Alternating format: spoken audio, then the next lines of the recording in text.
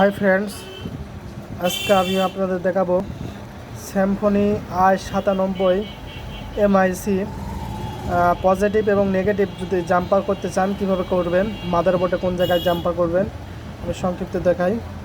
আমি কেবলই অনেক কষ্টে এই লাইনটা বাই করলাম, অনলাইনে কোথাও এই ভিডিওটা পাইলাম না, আর এই কারণে আমি এই ভিডিওটা করলাম। এটা তো পজিটিভ বুঝতে পারতেছেন, এটা নেগেটিভ। পজিটিভটা চলে যাবে এখান থেকে, এটা দেখতে পাচ্ছেন, দেখেন এই পাশের 5 নম্বরটা পজিটিভ আর 6 নম্বরটা নেগেটিভ। এখান থেকে 1 2 3 4 এই দিক থেকে যেতে লাগে, 5 নম্বরটা পজিটিভ আর 6 নম্বরটা নেগেটিভ।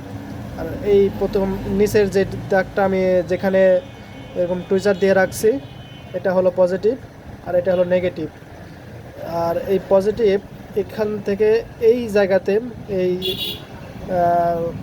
ক্যাপাসিটারে পজিটিভটা আসছে, এখান থেকে সোজা এই রেজিস্টার হয়ে ওই পাশে চলে গেছে। যদি এই পাশে লাইন না থাকে, রেজিস্টারের ওই পারে আপনার হলো জাম্পারটা টেনে দিবেন। আর নেগেটিভ এখানে ঢুকছে, রেজিস্টার আছে, রেজিস্টার পার হয়ে চলে আসে, এদিক দিয়ে চলে আসছে। আর রেজিস্টারের এখানে যদি দেখা যাচ্ছে লাইন না থাকে, তাহলে এখানে আপনার রেজিস্টার নেগেটিভ যে সাইড আছে এই সাইডে লাগাই দেবেন।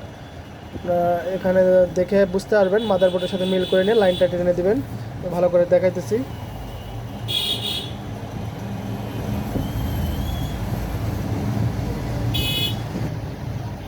এই দেখেন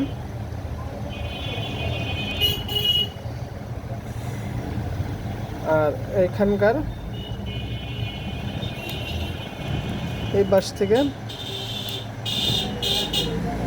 এইভাবে যে 5 নম্বর হলো পজিটিভ আর 6 নম্বরটা নেগেটিভ, বুঝতে পারছেন? এখন এভাবে লাইনটা টেনে দিবেন, তাহলে হয়ে যাবে i97 স্যামফনি i97।